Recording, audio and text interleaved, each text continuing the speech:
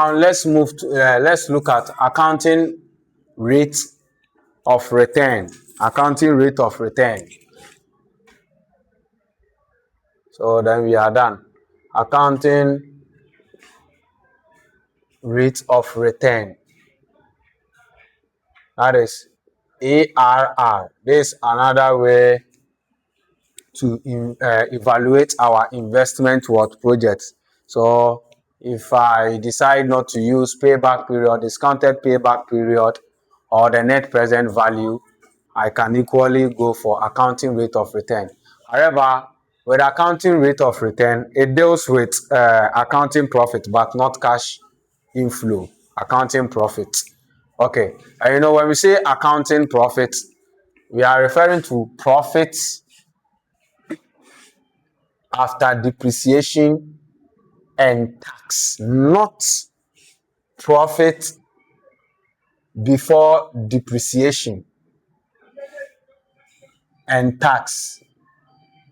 That is it. So in a question, the examiner will intentionally give you profit before depreciation and tax. Then they will give you information on depreciation, information on tax.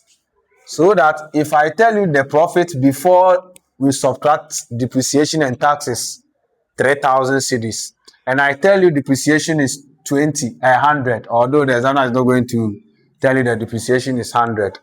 There are times the examiner will allow you solve for what? Depreciation. So we'll come to that. We'll subtract depreciation. Then we have 2,900.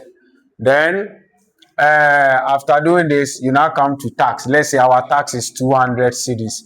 We subtract tax also, 200 cedis.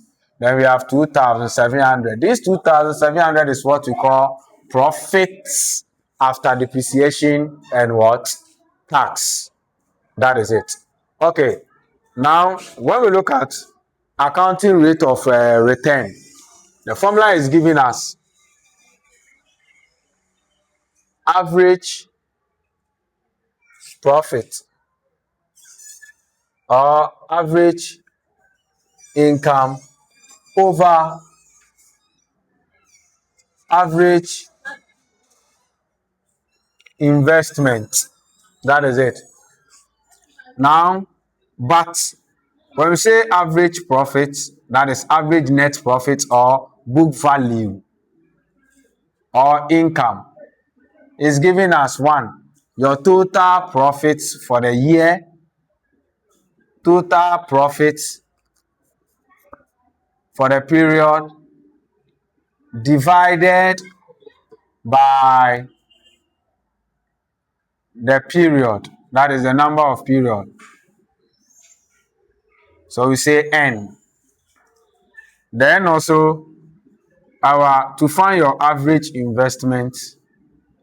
Your average investment is basically one, your original cost of investment. You cannot do a share project anymore. Your original investment